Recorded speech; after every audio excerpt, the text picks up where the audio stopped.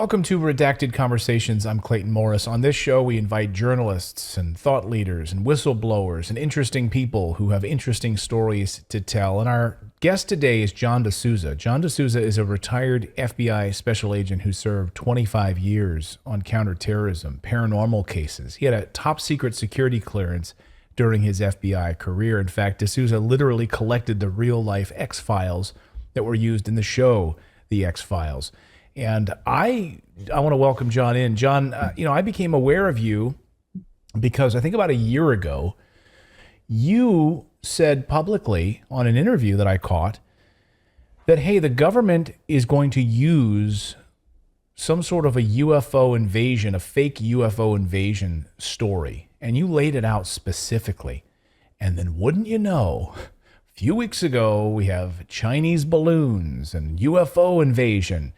And I remembered that interview. We featured it on the show, and my audience was like, holy smokes, he got it right.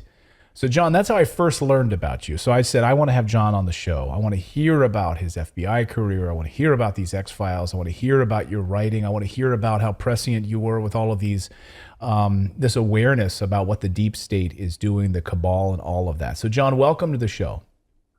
Thank you, Clayton. It is great to be here with you on Redacted Conversations, Redacted News. You guys are fantastic, and I am so happy to be here.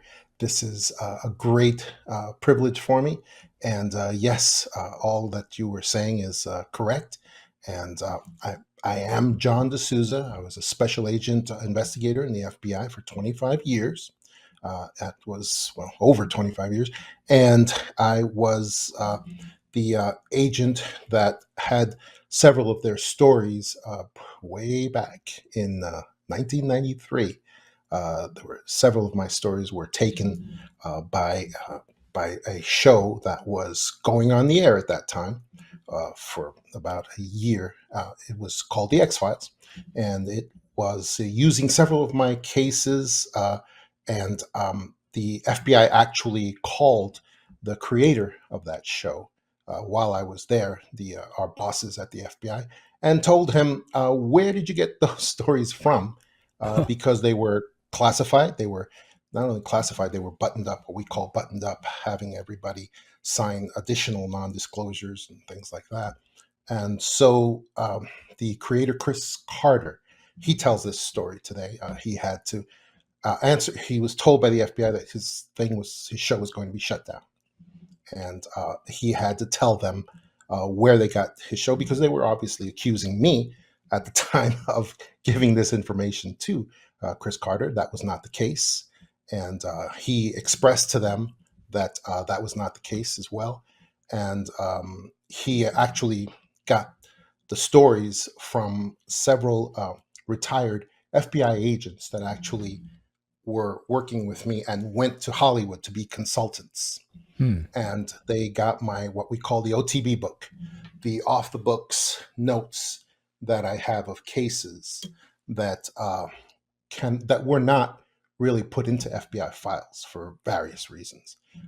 Many of us have those books, and they're very interesting, and they're very good. And other than that, though, I also worked all the big counterterrorism cases as well. That was kind of like my major, while paranormal was kind of my minor at that point. And so that's where I come from. That's what I have done, and I have a lot of things that I share with people these days in my books and in my presentations and everything else that I do around the world.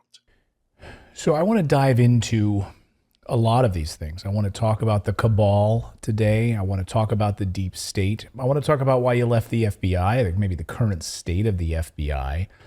But first, before we get into some of that, maybe we can just talk about some of the news of the day, how I came to learn about you, which is around this UFO flap, this Chinese balloon story. And you, over a year ago, were saying they are lying to us what they're going to do next. It's already prepared. They are going to tell us that a UFO invasion is coming. It will be used as a story. There won't be a UFO invasion. It'll be used as a story. And then I couldn't believe this all, I mean, it was all laid out there. It all was coming to be. Oh, it was Chinese balloons. Now maybe it was UFOs. Now it's UFOs. And now we're really ramping up the Pentagon awareness about it. And my side of it has been that they want to use this story to spend money, the military industrial complex, to continue to make billions of dollars, and using Space Force as the next way to do that and all of this. So, am I wrong about that, or could you elaborate on that? And how did you know that this was going to be the case, that they were going to use this story to scare people? The way that I knew was through my investigations that have been painstaking over the years, and also my information that I get from the intelligence community. In the intelligence community, which is the people who have worked with and been around the FBI, the NSA, the CIA, the all this, and also the intelligence agencies of other nations, of the other English-speaking nations, which includes many countries, because we also count India, Israel in that as well, and many others. Um, uh, and so we have a way of sharing information to each other, which is through something called raw data and rumor, so that we are not violating any secrecy. We're not violating any top secret sort of prohibitions. So we're able to talk to each other about rumors, about things that may possibly be true. And the thing is, today, when you're in an atmosphere of complete and total deception, like we are today, then rumors become possibly life-saving, potentially life-saving at this point. Right. And that's where we are. That's where we are today again, so that we are actually able to latch on to important rumors, raw data that is running around, and we're able to share it. And that's a large part of how I get my information and how I get the things that I have. For instance, it was actually several years ago when I actually wrote my book, The Extra Dimensionals. My book, The Extra Dimensionals, which lays out everything that we've been talking about. It lays out the fake alien invasion. Anybody who follows me knows that I've been talking about this for several years now, and because it's all playing out exactly as I ascertained in my book, The Extra Dimensionals, which, by the way, has just gone back to number one bestseller on all the Amazon lists Oh, in great. this country because of that. And I've had all kinds of mainstream media trying to contact me. It's blown up like crazily, trying to contact me because my predictions from the extra dimensionals are coming true right now. And the main part of that prediction is that we would have this. You hear this buzzword, UAPs, UAPs, Right. rather than UFO. We had this elaborate operation. It's a psychological operation, the PSYOP, that has gone forward since, I would say, about 2012, but it actually goes back to 2004, because the New York Times, the great launch pad of all giant psyops. The New York Times actually in 2012, I believe, revealed, or maybe may have been later than that, revealed this UAP operation where where the Navy has basically the U.S. Navy, sorry, United States Navy has actually taken over the UFO, the entire UFO genre from the Air Force, because all of these things, UFOs, UAPs, should belong to the United States Air Force, like they always have since Roswell in the 1950s, I believe. Um, and the U.S. Air Force has always belonged to this, has always taken over this area. Now it's been shifted because they decided to move into this UAP phenomena, where in 2004 we had a bunch of these sort of silver colored um, And what they are is they're top secret drones. They're drones that possibly use anti-gravity technology from possibly Roswell. That was technology transferred from Roswell. And so we have all of these UAPs. And in 2004, we had a final giant experiment off the coast of California in the Pacific Ocean, where we had the no less a power military force than the U.S. Nimitz carrier group, battle carrier group, that was off the coast of California and created a safe space for this final experimentation that went on. That's my description of what happened. In the New York Times and other in all media around the world, it was described as, well, the Nimitz carrier group just suddenly happened upon these UFOs, and Hmm. they kind of use softer language to describe UFOs, but they said, oh, this group of UFOs were buzzing around and they were at incredible speeds, and here's the pilots' conversations that they had at the time to tell us about this. And it's incredible, it's amazing, and then we had the launch. That was the launching of the UAP phenomena across this country. Hmm. Go So ahead. it You can starts have there, the right? story. When the New York Times breaks that story, right? And everything. Oh my God, now we can talk about this, right? In the Right. mainstream, and the Pentagon can start Exactly. holding. We're going to have committees on this. Congress is looking into Yes. this. Senator Marco Rubio Yes. wants to make more money off of this. The Yes. whole thing starts and Yes. moves in that Exactly. direction, right? And it's a psychological Exactly. operation. So it was all Yes. controlled, was what you're saying. This idea that Yes. we knew that USS Nimitz was going to be there, and this was all sort of planned for this to be launched and sort of disseminated to the public. So E- these drones, Exactly. these craft, are they U.S. made craft, reverse engineered from downed Roswell craft, or are these Yeah. otherworldly beings, otherworldly craft? What does your intelligence tell you about that? If you were involved in Oh, the X Files program and yeah. at the Well, FBI, what do you know about it? well, you had about three questions there, and I would say yes, no, and yes. But Okay, go for the them. answers the answers are that no, they are man-made. They are man-made things. They are recognizable by the signature silverish sort of skin that they have. It's this, but the shapes tend to be different in every case. There are some that are cigar shaped. There are some that are larger. There are some that are much smaller. Some of them are those tic tac shapes, those kind of ovals. So they're all different shapes and sizes. However, they have the same signatures of the movement that they are capable of. However, the way that we know they're not true UFOs, true UFOs can be extraterrestrial and extra dimensional. In other words, they are usually they have capacity for shape shifting. They have a capacity for disappearing and reappearing. That is one of the ways that we know genuine UFOs are afoot. We're able to see those qualities in them.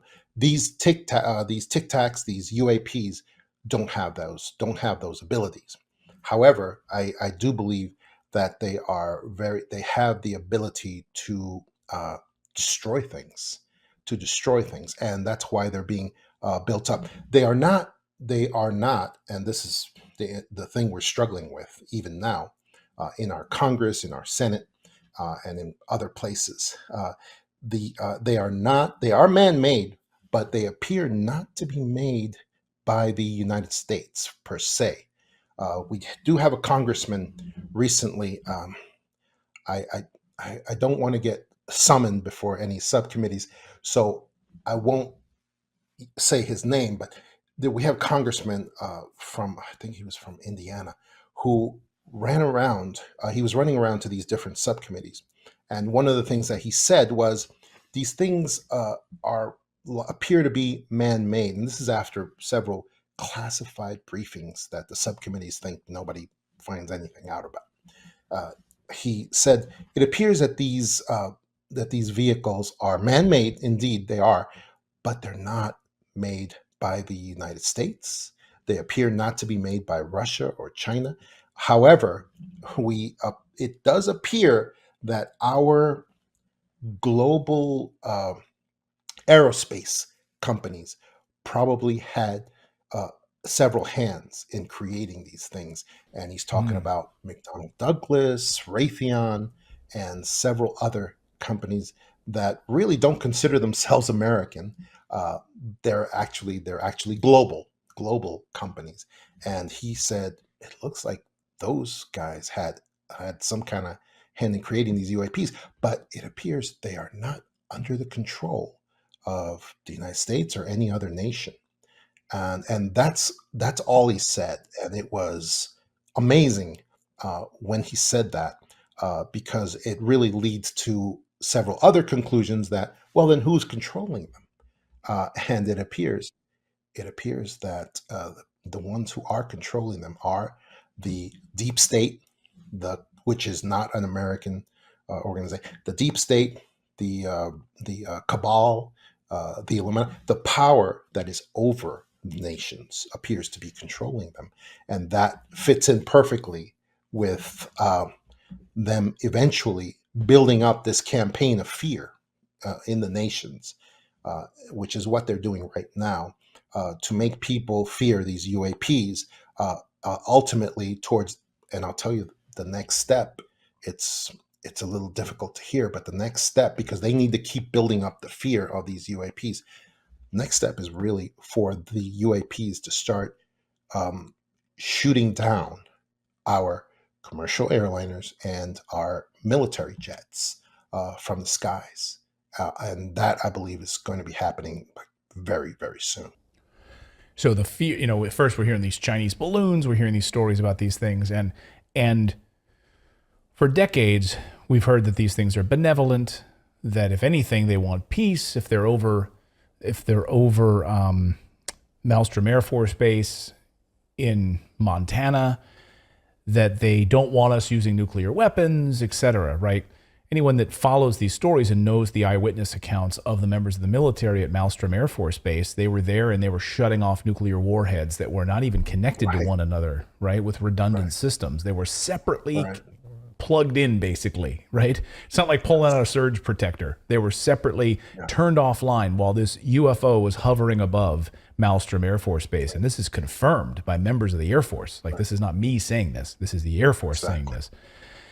So exactly. we've heard for decades that these are benevolent, that there's not, and now we're going to start to hear they're going to start to use this story with these man-made craft, whether by Raytheon, whatever, to Yeah, start creating problems, so that we think that these are some otherworldly beings, but they're really us doing it. And they're going to start shooting down aircraft now. That's crazy. And I've heard similar things. So I'm not, what you're saying comports with what I'm hearing separately. And yes, it's scary, but I want to know, what's the end goal, right? When I sit here and I sit back with my cup of coffee and I think, okay, three-dimensional chess, the deep state, the cabal, what they want, the World Economic Forum. They want control. They want a control of our money supply. They don't want any sovereign states. We know that. They want a global environment that they control. Unelected leaders. What do they want in this situation where they would want to start taking down aircraft? What do you know from your experience in the FBI that they act, this deep state? What do they want? the end goal is, and this is a long-term psychological operation, as well as physical operation as well. The long-term goal is ultimately to put together this grand operation called fake alien invasion. Now, the only the only fake part about it is going to be that the alien visitors are involved with this. They're not. They're not at all. Um, Everything else is going to be real. The destruction that they bring to our cities is going to be real. That's what they want to do, and that's the reason that they had to divorce, because of what you just said. A lot of and all of this, I explain all of this in my book, The Extra Dimensionals, which came out several years ago, and all of the history of UFOs, much of it has been benevolent towards mankind. For instance, we've seen since Rendlesham in 1980, when Reagan was in office, we saw these these UFOs that had all the hallmarks of actual UFOs, extra dimensional UFOs. They were UFOs that descended on an American military base on British soil in Rendlesham Forest, and we saw them. A lot of them were filled with light. They were obviously in a transitional state of matter. They had the ability to appear and disappear, and they all, now we're finding out, they all went and shut down nuclear missiles that were apparently at Rendlesham. And that has been something that we've seen throughout history. And one of the reasons that they do that is because they know that there's something is going to happen with those nuclear missiles at that moment that nobody else knows. And that's one of the reasons that they come and they deactivate these nuclear missiles that are being readied for use in some capacity at that time. And there's been a long history of that throughout, even before 1980 and even beyond at that time. So this has been going on, and that shows benevolent intent from real, actual UFOs that are possibly extraterrestrial. That is the reason why this operation had to divorce themselves from the label UFOs, and they had to create this new thing, UAPs. And the ultimate goal, again, as I said, is fake alien invasion, which will not be pretty holograms, as many people believe. Many people have taken my theories and my work, and they've kind of screwed up the punchline. And the reason is because they're saying, oh well, fake alien invasion is going to be just a bunch of holograms from Blue Beam project, from the Blue Beam operation. Right. And no, that's not what it's going to be. It's going to be these very physical. And this is another thing. If anyone follows my work or reads my books, they know that alien visitors and UFOs are not physical in the way that we are.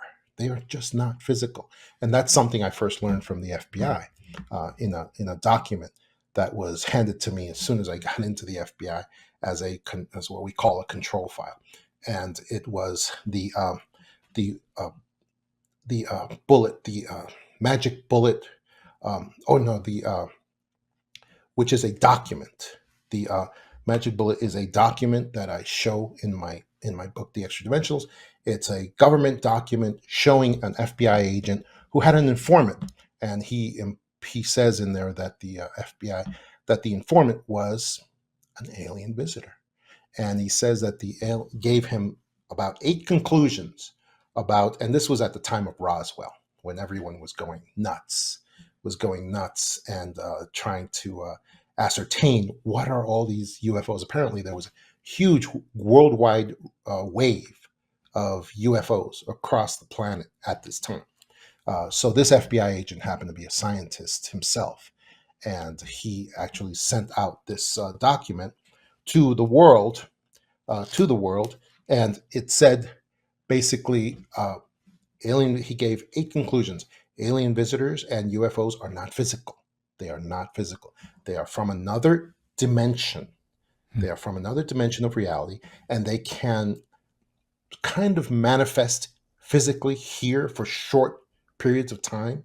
And the same is true of the UFOs that come with them. And he also said they are here for peaceful purposes. We shouldn't attack them ever. If we do, it will go very, very badly for us. And we saw exactly that happen in 1952 over Washington, D.C., when a bunch of UFOs came in over the most protected airspace in the world, and our entire Air Force was sent out after them for the last time. It's the last time any Western nation did that, and until now. And the reason it was the last time is because those over 14 days, we saw in the report that came out after that in 1952, we saw that those UFOs just embarrassed all of our military jets and did circles around them, did over-unders, and for 14 days they just humiliated our Air Force and could very easily have destroyed them. Hmm. Very easily. And they Right. didn't. They didn't. They just hung around for 14 days for some reason. I don't know why. And they buzzed all over the Capitol and everywhere. And those appeared to be genuine UFOs at that time. But because they had those abilities to be filled with light, to be shifting trend properties, and so forth. And so these are the things that we need to look at so that we can tell when the government is lying to us, when they say things like, "Yeah, we just shot down a bunch of UFOs. We just shot down. We're not going to show you any of the materials. Right. We're not going to show you anything or tell you anything about it. But yeah, just trust us that we shot down real UFOs cannot be shot down." We saw that in the Battle of Los Angeles when the entire California coast was militarized against Japanese Zeros. And we had all this munitions out there. And then a couple of very large UFOs came sailing in, and they shot everything they had up at it. All they did was kill about 4 or 5 civilians on the ground. Most of the munitions just passed gently through the UFOs. And then we had cameras that were taking pictures every second, every half second there. And after all the smoke cleared, you saw 2 giant UFOs very happily sailing away, Hmm. undamaged from this occurrence. Those were genuine UFOs because they had that ability to dematerialize, to uh, to have Hmm. these qualities that only genuine UFOs can have. UAPs don't have that. So, your time at the FBI, you were there for 25 years. You were involved in some of these cases. How did you start to get involved in some of these paranormal cases at the FBI? Oh, that's because originally I was in the FBI from 1988 until 2013. That adds up 25 years. Wow. And when I originally went in, I actually went through the academy. And one of the things that happened at the academy was that ran into a couple of I ran into a couple of people that had worked this case in the FBI that was very famous, especially back in the 80s. Uh, it was the case of Maddox and Platt. They were a couple of they appeared to be just a couple of hillbillies who had been running around robbing banks throughout Miami and Florida. And they appeared to be normal people. However, what we found out later uh, was that they were very special in some sense because the FBI, an entire FBI task force, cornered them, and was had a huge shootout with them because, of course, they wouldn't surrender, and they had a giant shootout with them, and they had to drop on them. So the entire task force, both FBI agents and police officers, they had them. They shot them to pieces, both of them. However, instead of falling down and dying, they actually got their weapons and decided to trudge through this parking lot. It was like a parking lot of one of the banks. It was actually, it was a parking lot that they found at random, and they forced them into there because they were in a bunch of cars.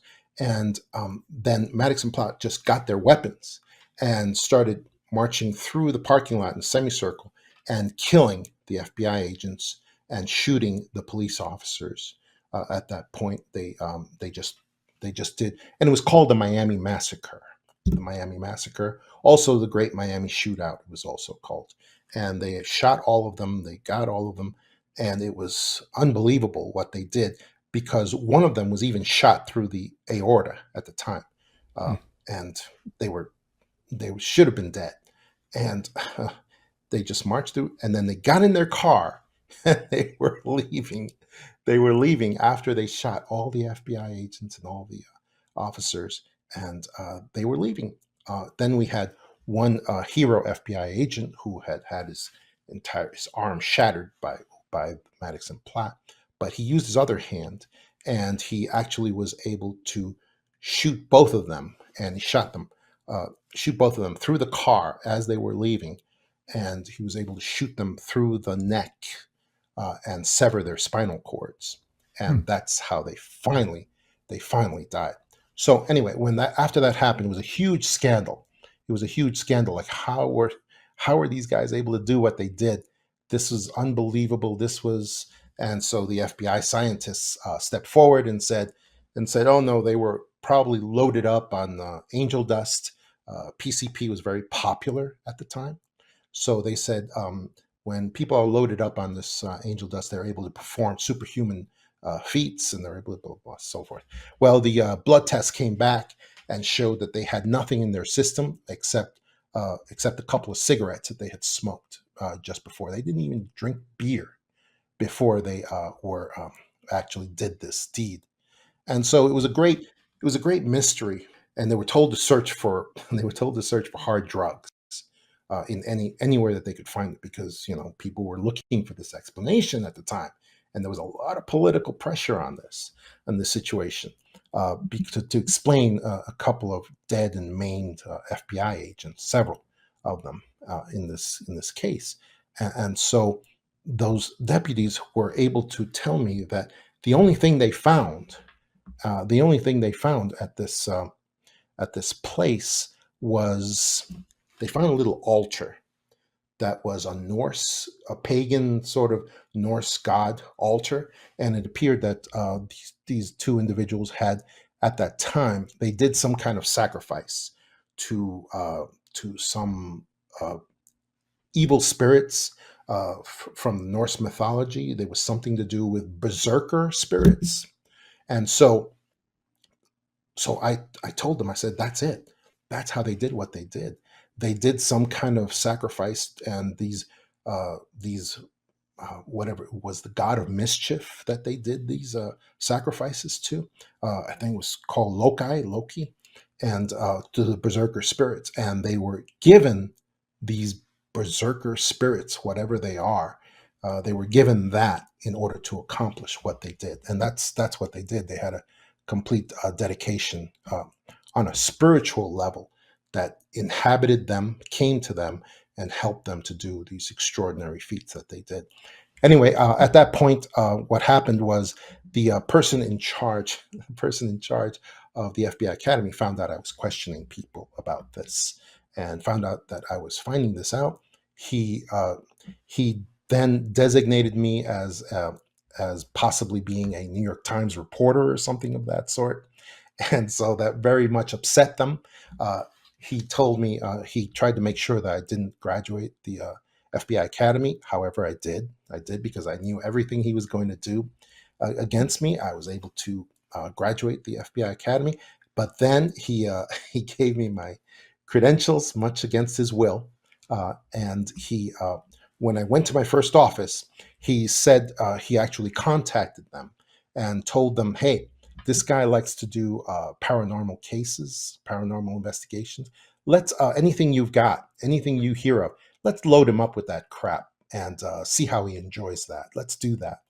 And my first office said, "Okay," and that's when they handed me several of those cases that I talked to you about earlier, and that's how I got started with paranormal Wow. cases. So from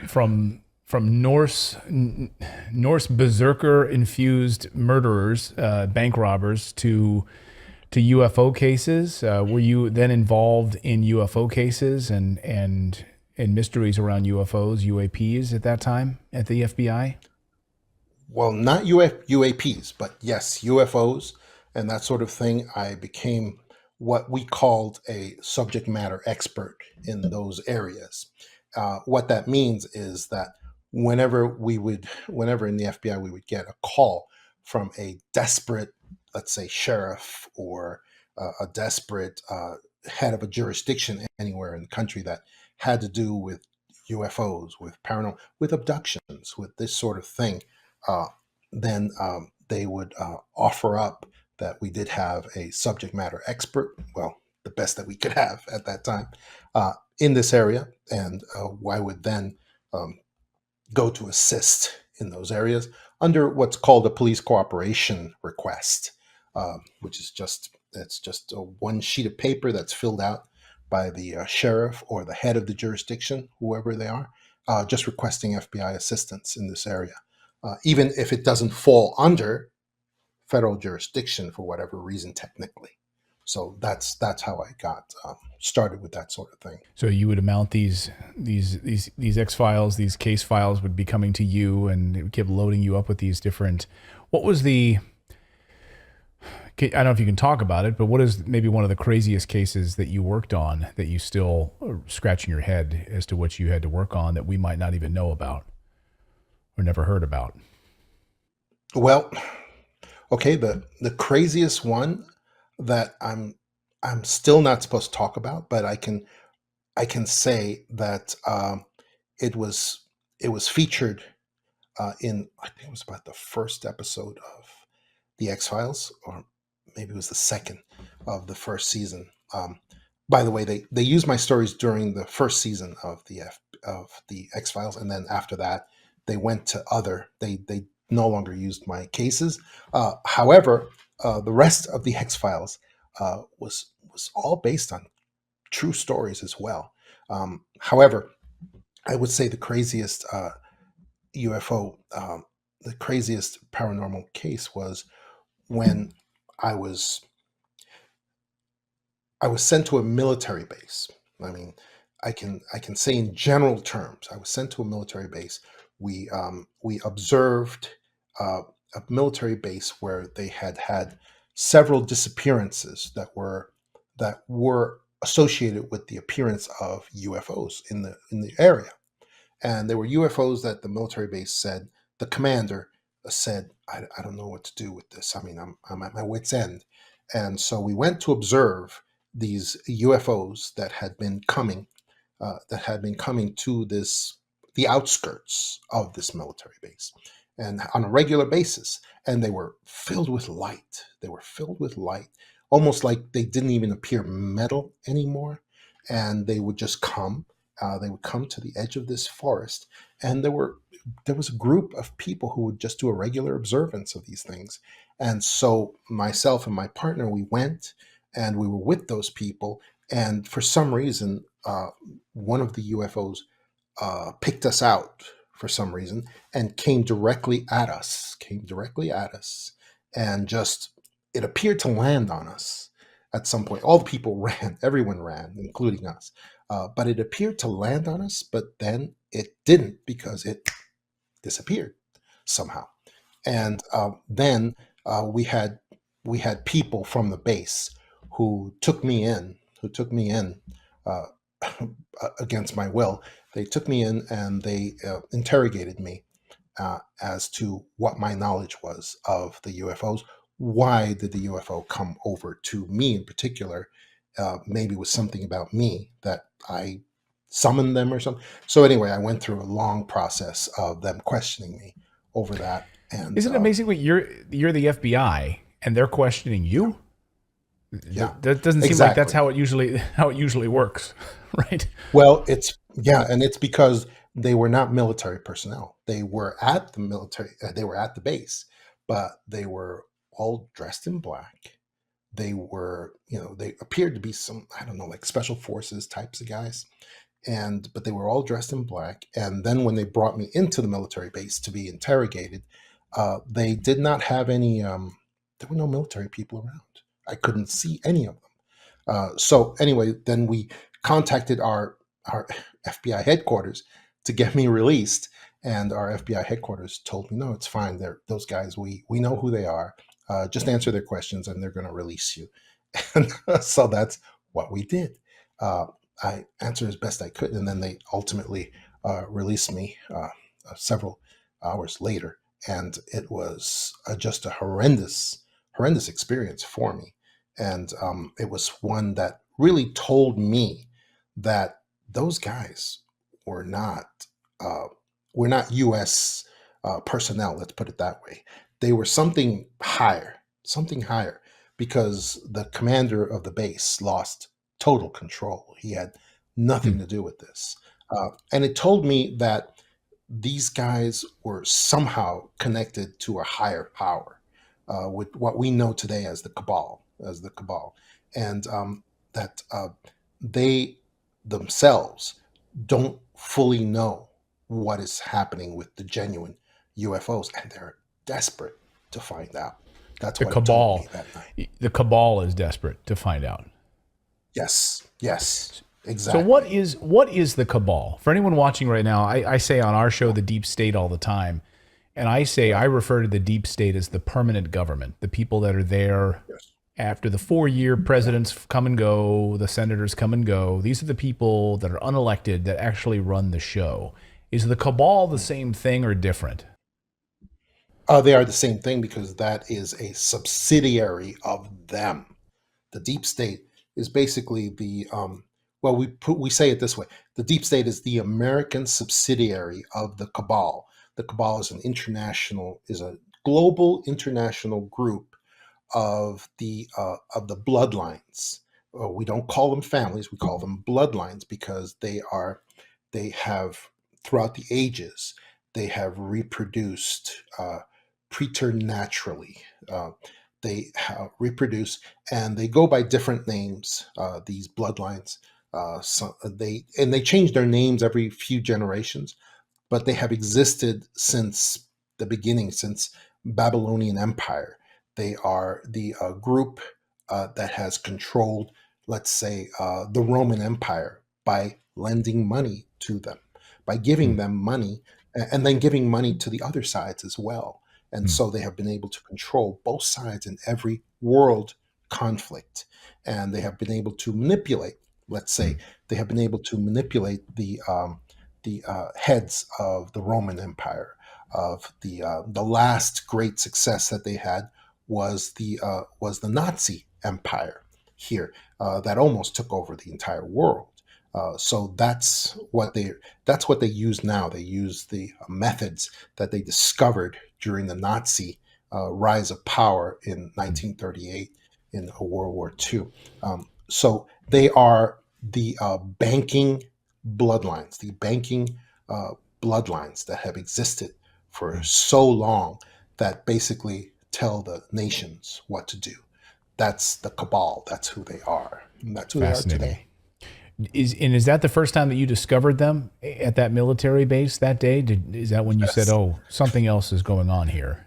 Is And controlling here. Yes, absolutely. That was the first moment when I said, okay, US nation authority means nothing here. Absolutely nothing. These guys control everything. And then and then the next moment when I realized that that was true was, I was in the FBI. I was one of the first FBI agents that worked something that we called at that time FISA investigations, under the newly formed FISA, Foreign Intelligence Surveillance Act, and FISC, the Foreign Intelligence Surveillance Court as well. It was the first law that got its own star chamber of judges, of courts that were just dedicated to them. But now the reason for that was because the FISA was only supposed to be used against international terrorists right, and agents of a foreign power, agents of a foreign power, non-US persons. That right. was the whole basis of the FISA. Well, what I found out later was that in oh freak, I don't remember the year. It was 19 early 1990s. The the New York Times decided to reveal the most top secret system in the nation at the time, which was the FISC and the FISA system. And the New York Times just put out a bunch of articles revealing everything about FISA. You're not even We are not even supposed to know the word FISA today. However, the New York Times took it upon themselves to reveal everything. It was all top secret too. It was all top secret, and they told everything about it. And at the time, Bush the elder, the the older Bush, was president, and at that time he said, He said, "We're going to prosecute everybody in the New York Times that revealed all this stuff about FISA. We got the evidence. We're going to put them all in prison." And wouldn't you know, the New York Times said, "No, he's not." And sure enough, that was the next time that I found out that the New York Times directly works with the cabal and has their authority, basically, because after all that, not a single person was ever questioned or called before a Senate committee or anything for revealing for violations of the Espionage Act, which they committed. I mean, tremendously committed. Wow. And that was the other moment when I found out, wow, anybody that's associated with the cabal basically has higher authority than the president of the United States or anybody else.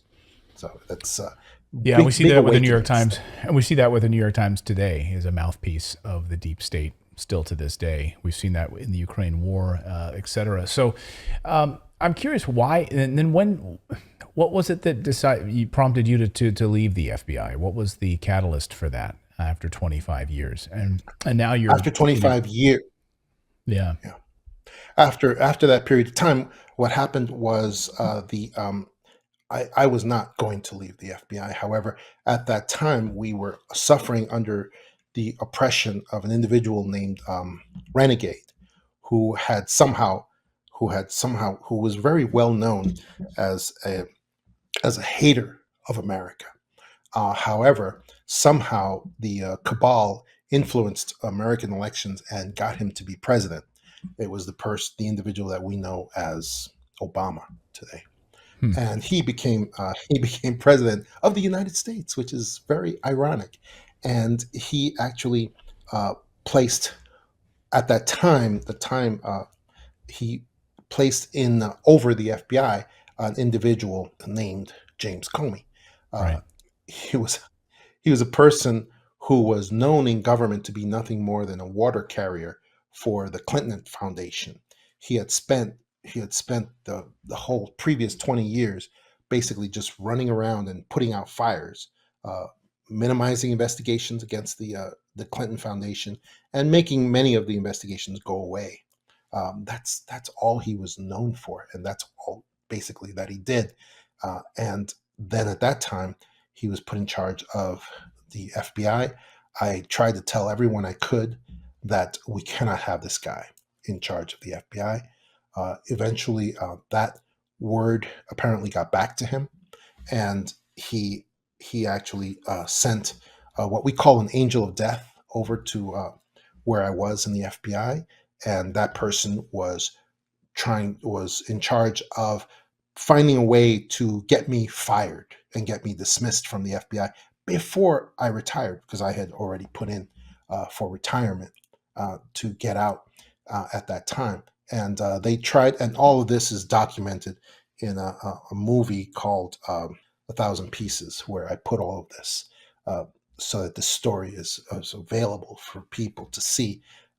And ultimately, they were unable to find a way to get me fired. Even Comey, with all his power, he had just been coming in as director, and I was able to leave on good terms from the FBI at that time. And that's what occurred. So what's next then? When we talk about these poly crises, we started the World Economic Forum, and Klaus Schwab says that we are announced at this latest Davos thing in Switzerland that we are facing poly crises, and these unelected group of globalists that want us to have this, I don't know, next round of disasters, next round of crises that they can control and manipulate us. What is their goal? What do we expect to see? You've been right on many accounts on this. So what can we expect to see over the next coming months into 2023, into 2024, at the end of this year, into 2024? Well, we can expect for this policy of polycrisis to keep going and keep expanding. Polycrisis should be trending on Twitter. It should be everywhere. It is a term that means basically a large series of attacks in many different areas coming forward against the United States in many different areas: cyber attack, climate crisis, pandemics, economic collapse, all at the same time. It's basically just being attacked on multiple fronts with multiple mass casualty events. And with also the most important part, with no resistance or attempts by national, local police or forces and authorities to try to protect the public or to investigate any of these attacks. That's a very important component. These things can't go forward if there's any investigation. So that's why we have been seeing all of these. We've been seeing all of these railroad attacks, all these railroad derailings, and the dumping of these toxic chemicals into our atmosphere. There's been no investigation. We haven't had a single FBI person step forward and have a press conference. Hey, we're getting to the bottom of these railroad attacks and the dumping. No, there hasn't been. Not a No. In word. fact, we heard Or from the head of the leadership. FBI last week, just a few days ago. Depending on when you're watching this video, we have the head of the FBI talking about China, the China problem, the concerns about China. So nothing about American problems. We're all about China. Oh my gosh. And so then we need to ask ourselves, who came up with this policy of polycrisis, of multiple attacks against Western nations on several different fronts? Who was it? It was Klaus Schwab. He wrote about this in his book many times. He also made this the theme of the latest Davos annual conference. The actual title of the conference was 2023 is the year of polycrisis. He said it. And sure enough, 2023 has been polycrisis, and it's going to continue. It's going to continue to get worse. And the worst part about it is what I just said, that our authorities are not allowed to investigate any of these polycrisis incidents that are occurring against the American people. That's how you know that all of our authorities have to be eradicated. They have to be eradicated because they're no longer. This is treason, basically. It's treason for them not to do their job and instead to stand down during all of these attacks that are occurring against the American people, which Klaus Schwab predicted. And as soon as he said it, and at Davos, so as soon as he put forward that conference, they started happening, and they're going to get worse. That's where we are right now.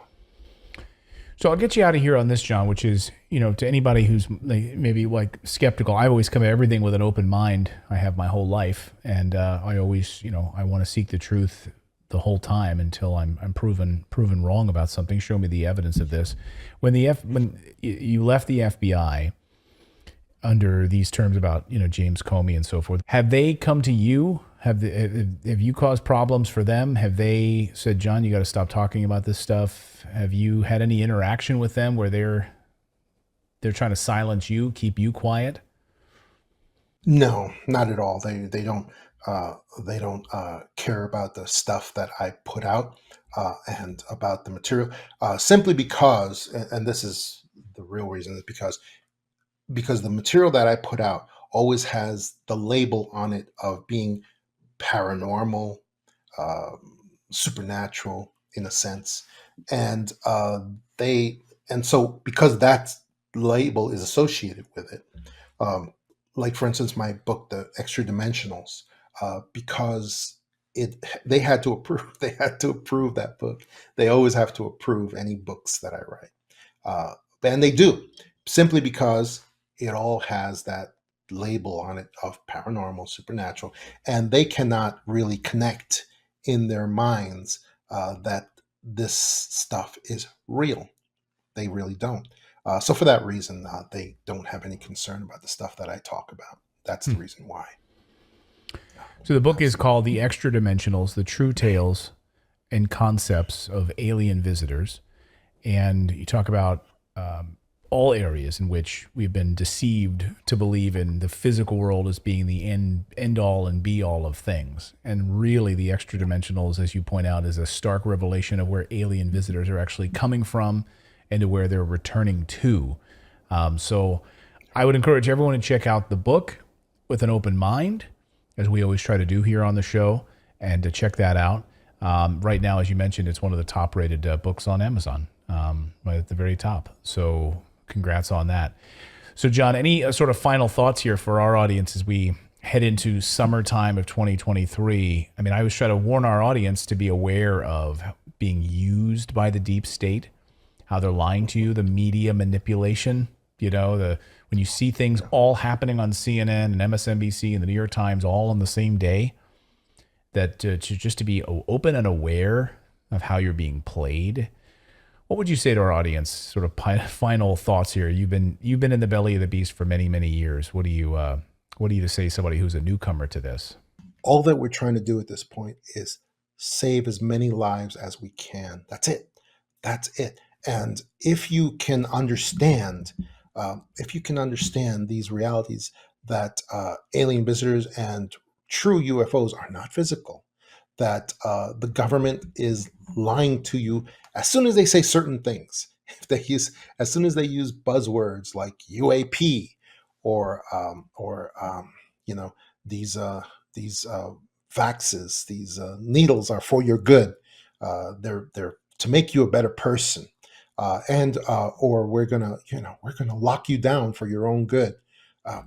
You have to be able to articulate why these are lies, these are deceptions, and how we are going to save our own lives and save the lives of others by recognizing these deceptions, recognizing that these things are not true.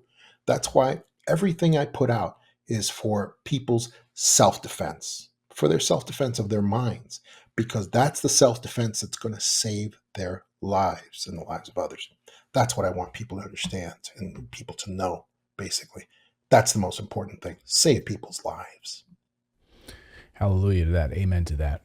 My guest has been John DeSouza. It's been fascinating to hear your story and to hear the stories that you know as well, the cases you've recovered, and to really alter, maybe give some shifts in my brain and my thinking about certain things as well, to go deeper and to do some more research on certain topics heretofore. John DeSouza has been my guest, retired FBI special agent serving 25 years in counterterrorism and paranormal cases. John, thank you so much for joining us here on Redacted Conversations. Thank you, Clayton. Great stuff. Thank you so much. Thank you.